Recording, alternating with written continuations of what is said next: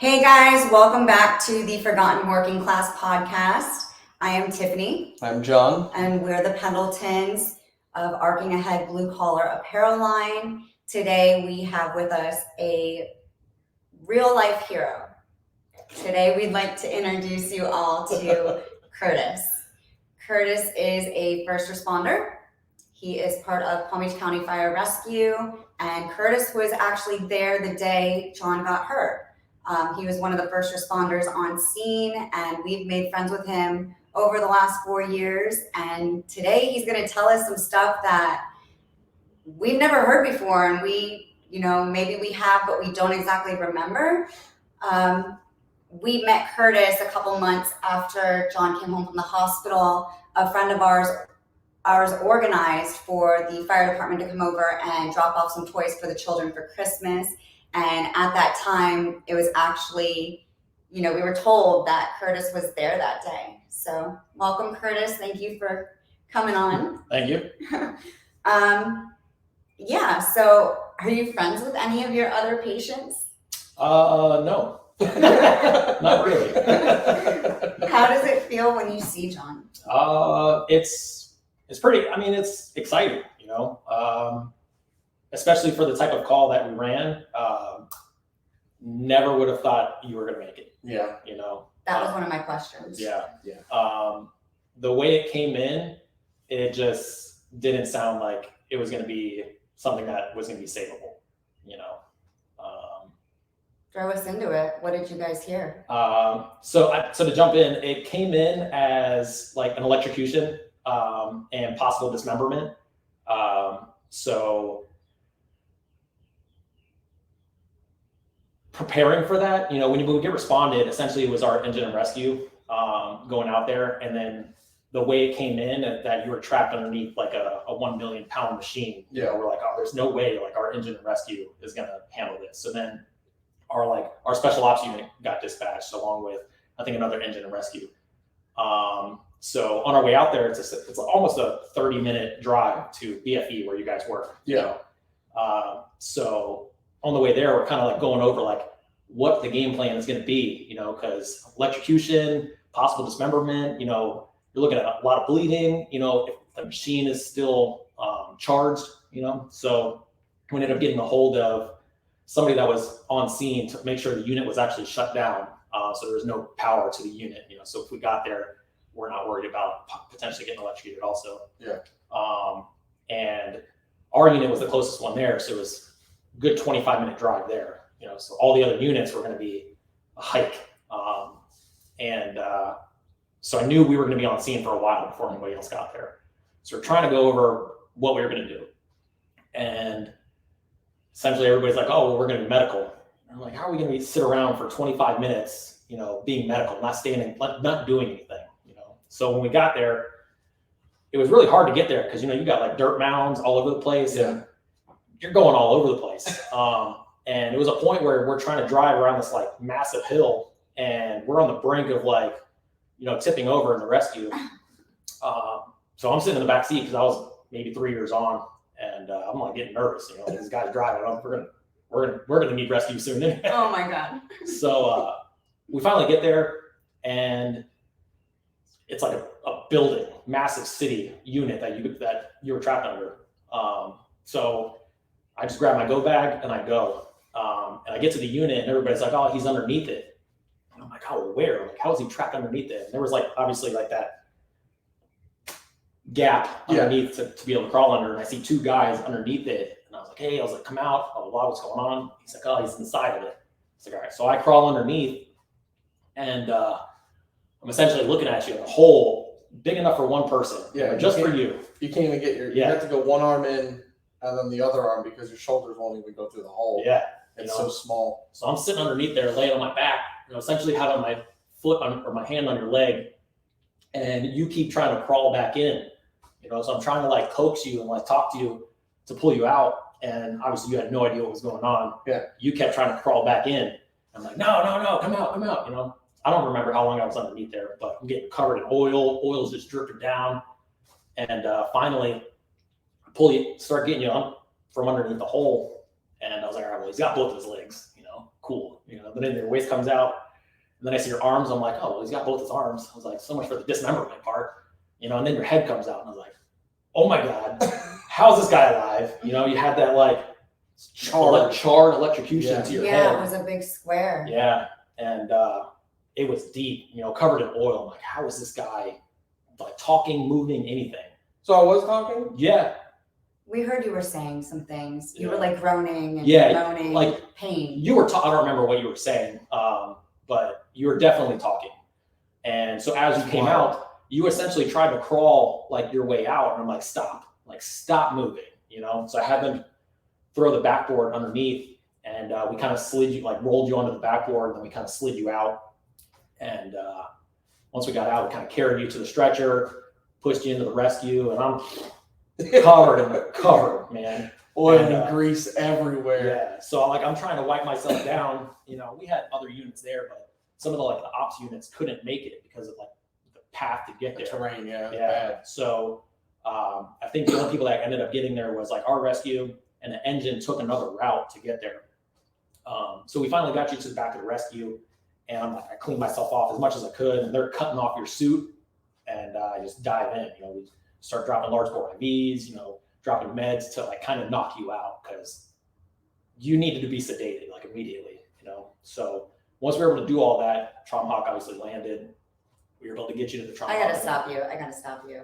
So I joke with John all the time. Here it comes. You ready?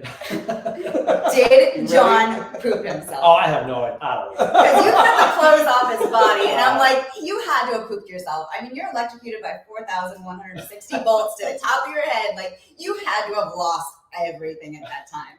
And I joke with John all the time. That's what, she's always like, hey, shit yourself. I was like, I wouldn't doubt it. There were so many fluids and sweat, oil. I wouldn't doubt there was shit. We actually picked his clothes up from the police department, yeah. months later. They're like, we have your stuff. And I was like, what stuff? And like, we have your jeans, a belt. And I was like, oh, I've had that belt for 10 years. He was so excited about this belt. So it's cut into pieces. And I was like, they cut my good belt. Yeah. Oh, there goes that. And unfortunately, a lot of people have super intricate belt, and even the people we have horse accidents, they got the nice expensive. The chat. Yeah. A lot of people complain. They're like, oh, let me take them off. Nope. So we don't know if he pooped himself. I don't know. That's a shame. I'm dying to know. It's a shame. All right. Well, you see all these times people lose all their bodily fluids when they're in these horrific accidents. You have to imagine that happened to you. Nope. I'll just accept it. Yeah, I did. All right. So back to the scene. Trauma Hawk comes. Yeah, so Trauma Hawk gets there. Trauma Hawk's a couple miles from the back. So it really only takes a couple minutes. Once they get dispatched, they essentially get put on standby. But for a call like that, they know they're coming because how far the rescue is from a hospital, they already know they're going. Because it would take way longer to drive to a trauma facility to get you fixed. Yeah. So Trauma Hawk, from the point of them turning on to getting to the scenes, roughly 5 to 7 minutes. So once they arrive or once they get in the air, it really only takes 3 to 5 minutes for them to get to the scene. And obviously they have to land, and then they shut down. Personnel from the Trauma Hawk come to the rescue to make sure everything is kind of taken care of prior to putting them in, because obviously it's kind of a rough ride in the Trauma Hawk. So they try to get everything situated in the rescue before we put them in the Hawk. So did they land? Yeah, close? They landed pretty close. There was a road kind of on the backside. Yeah. And that's where they ended up landing. Okay. So we kind of drove from where we were just close enough, but they didn't want to obviously land the Hawk because they kind of need a flat ground, and where we were wasn't flat. No. Yeah. So it wasn't too far though. But then you drove in the back with John? To the scene, to the Trauma Hawk. To the Trauma Hawk, yeah. Which it was only 200 yards. Yeah. So what was happening in there? Just patient care. Trying to cut all of his clothes off, trying to drop large bore IVs, drop some meds, and just get him really sedated. So was he fully sedated when he got on the Trauma Hawk? Yeah. You were out by the time Trauma Hawk was pulling up. So Yeah, I don't remember any of it. And did you guys try to open his airway back there? I don't recall. I'm sure we did, because once you get sedated, typically you're gonna get like a Trach. airway management. So not trach, but you're only gonna get a trach if your airway is just destroyed. Yeah, because he aspirated. And I mean, along the lines, we've heard so many different things from so many different people. So obviously being at 2 different hospitals, and you have fire rescue, then you have the trauma hawk team. Because the first one they did, it At the wasn't first at hospital. Jackson. Right. So they said, yeah. It was at St. Mary's. Yeah. Yeah, because essentially they have to fly you to a trauma facility first to stabilize you, and then they're gonna fly you to Jackson. Right. So because we don't have a burn facility, Mm-mm. within county. Yeah. Craziness. So yeah, you didn't think John was gonna make it? No, the second I saw your head, man, I was like, this guy's a zombie. What's going on here? So nuts. And you cut the clothes off his body. Yeah. Insane. So yeah, and we don't know if he pooped himself. No. Oh my God. How old are you, Curtis? I'm 35. You're 35. So 4 years ago, wow, you would have been 31. 31. Wow. Same age as me. How long have you been? Yeah. Yeah. I don't even know how old I am Twinsies. anymore. How long have you been with the department? I've been with them for 8 years. Wow. Okay. So yeah, you were kind of fresh. Yeah. Halfway. Yeah, I was still running backwards as a medic at that time. So got a lot. Is this one of the worst injuries you've seen? No. As far as like survival, yes. You're one of the worst ones that I've seen survive. I've seen bad ones that didn't survive. But they were like most of the car accidents, really bad car accidents. It's crazy. So, There is a super cool picture of you with that car cutting it, right? maybe. On social media. Maybe. It's super cool picture in all your The gear. Jaws of Life. Yeah. Yeah. You know what I'm talking about now? I think so.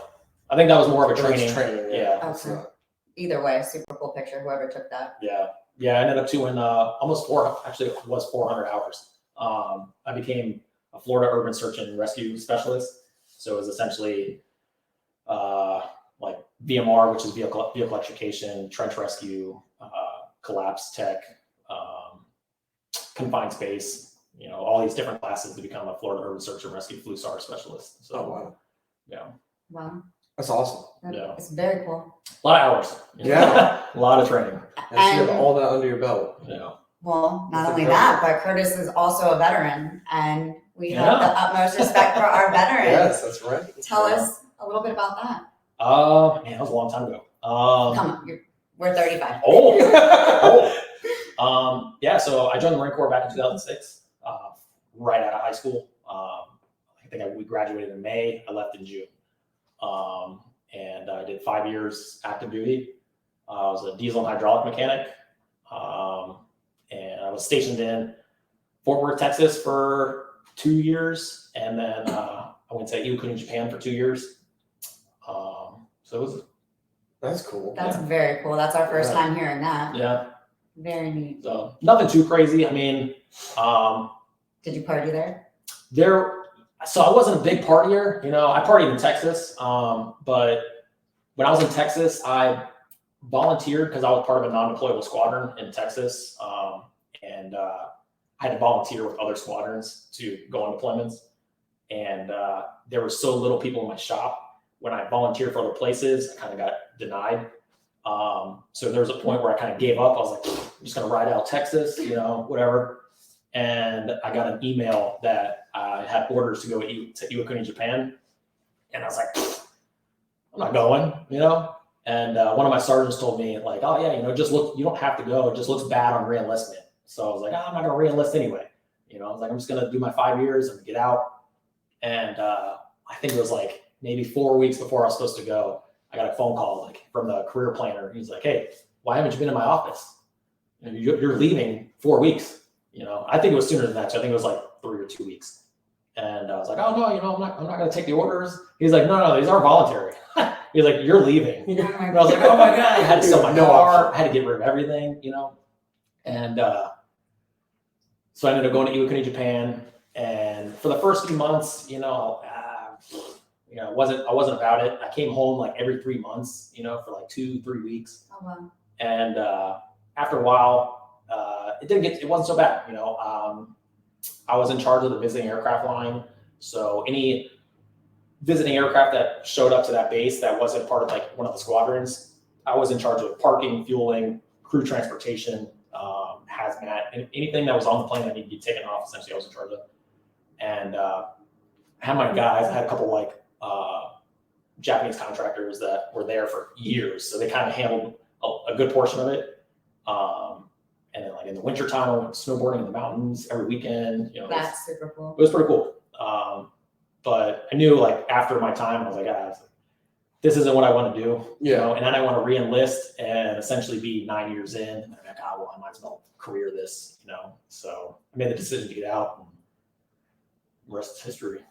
So when you got out, was your plan to be a firefighter? So was that like in the plan? Or? It wasn't the plan, because when I originally joined, I wanted to be crash and fire rescue. And the recruiter told me, he's like, oh yeah, no, we're getting rid of that MOS. He's like, it's gonna all be civilian contractors. So I was like, oh man, So I signed up to be something else. And it's funny because like as I was like my 4th year in, they were still bringing people in as crash fire rescue, because they had crash fire rescue in Japan. And it's funny because one of the guys I work with was in Japan as crash fire rescue. So I was like, oh man, recruit, you got me. You got me. So when I got out, I ultimately, I took a break, like a couple months. And after that, I started jumping into school. I went to EMT school, fire school, paramedic school. And I gave myself a timeline. If I don't get picked up by a department, I'm going back in, And my timeline was getting real close. Real close. And I had like multiple interviews with different departments, and it was like a year, not a year, it was like maybe like 8 months before my timeline where I was like, this is it. Like I'm hitting the brink of like where I'm going to get back in. And I got the phone call from my department now, and I was like, oh, Perfect, yeah. So it was like perfect timing. So I got picked up, and then 8 years later, here I am. Wow. So you were in 8 years, and now you're out 8 years. Well, no, I was in the Marine Corps for 5 years. 5 years. And then I got out, did all my schooling, and essentially it took me 3 years to get picked up by the department. Yeah, because EMT school, fire school, medic school was a year. And I was almost out of medic school for almost a year before I got picked up by the department. So lots of training under your belt. Yeah, unreal. Always something. It's awesome though. It's very cool. This is our real life hero, guys. Thank your first responders, your veterans. So cool to have Curtis here today and, be friends with him. We talk about Curtis all the time, and, John might not be here if he wasn't there that day. Yeah, so. That's crazy because we live 2 minutes away from each other. That's crazy. Life has brought us closer as the years are going by. Yeah, anything else you want to talk about with Curtis? We talked about Christmas? Yeah. Oh. Tomorrow, John's actually having an MRI, a little bit of an update, Curtis. You'll see me doing most of the talking on these shows, and, John will chime in here and there what he's actually focusing on, but John does have some memory issues that have been getting a little bit worse. So he's going to have an MRI and have that checked out, and hopefully everything's okay, but it's going to tell us, a little bit more. That's just wrong with my brain. You're not the only one, man. I'll forget what I had breakfast for in like 2 hours. Right. You'll be like, it's not right. 4,000 volts, not expected to be here. Gotta imagine something's going on. Yeah. So let's talk about your hobbies, because we know what you're capable of. Yeah, I mean, I don't really have too many. I did a lot of woodwork for a while. I built some cabinetry. Really good. Yeah, cabinetry. We've seen other stuff that you built, like the wooden flags that you did, and the firefighter ones, and they were just I was doing a lot of woodwork for a while. I bought a saw, friggin' incredible saw, and definitely makes a difference when you have nice the right tools. equipment. Yeah. But it's been a while since I've actually built something. Kind of took a back step, because I had personal stuff going on in my life. but I'd like to get back into it. I just haven't had the urge or anything to build anything yet. You should. I know. You're truly incredible. It's funny because I built flags for everybody, and I haven't built one for myself. Well, there was the ones that you built, they're fucking wild. Yeah. Like, I mean, they're the ones that you see in these stores that are going for like $800 for this piece, and then you're over here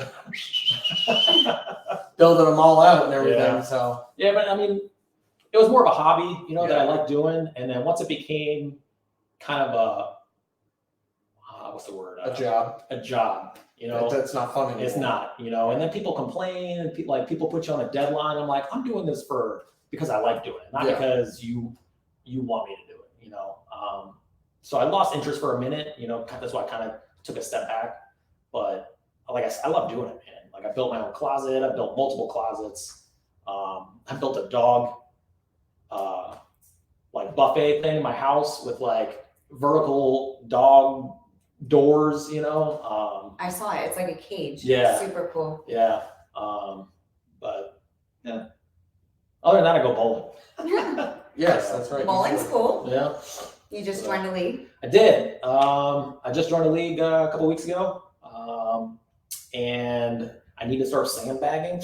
My average is too high, so I need to kind of bring it down a little bit. Oh my God. But you should see John bowl. John scares the shit out of me bowling because I swear he I'm a takes good that bowler. ball and he Don't throws listen to it. her. He doesn't bowl under. He like throws it across. He skips lanes. Like he scares me. I see how fast I can throw the ball. That is my technique. Yeah. We're at like a 25 to 26 mile an hour throw right now. It is ridiculous going bowling. I almost try to throw it as slow as possible. I'm like right around like 15. No, mine's whipping down the whole thing. As fast as I can throw it. Ridiculous. That's funny. But if I can get it straight, it's a strike every time. Yeah. But that's good because I'm sure you need breaks for your own mental health, the things that you see. Oh yeah. Yeah, and our department's starting to go. It's like the state is starting to look into like our normal shift is a 24 hours on, 48 hours off, and the state is starting to look into like mental health a lot. So the big push right now is 24/72s. So we'd be on shift for 24 hours, then off shift for 72 hours. Well, that's good.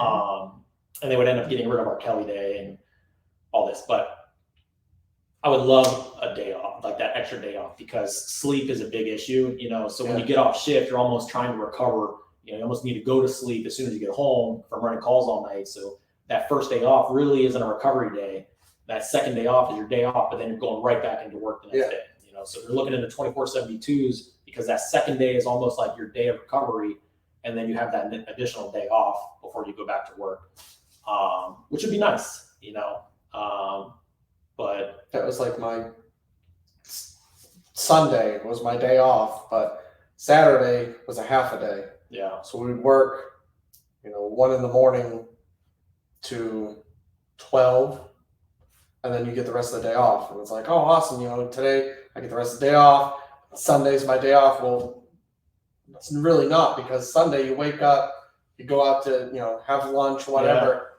And then I got to be in bed by like 6:30. Yeah. Because I have to be back up at 1 a.m. So your Sunday is not even a day off. Yeah. So you're all kinds of thrown off all the time. That would be nice if they gave that to you guys. Yeah. Sleep is a big thing because you never know, like, if you're going to be running calls all night. Sometimes you'll sleep all through the night, or sometimes you'll be up all night, and you can't really plan for it. Yeah, it's just people call 911 whenever they want. So we need schedule for 911. You're like, nope, can't call this time. No. I'm sleeping. And that's why you need to thank your first responders because they are not sleeping, not eating right. Their mental health matters too so much. Yeah. And that's the big push. That's the big push right now is mental health. So. And we're so grateful you came on today because this is absolutely helping John's mental health and my mental health. And we're trying to encourage others to come on and share their story and, what you guys are doing for work out there in the world. Yeah. Well, I appreciate it. Yeah. Appreciate you guys having me on here. We thank you. Anytime. Again, guys, this is our real life superhero, Curtis. Right here. Thank you again for coming on. And please tune in for more. We can't wait to have some more guests coming on here. Like, follow, subscribe. Forgotten Working Class. Thank you, guys.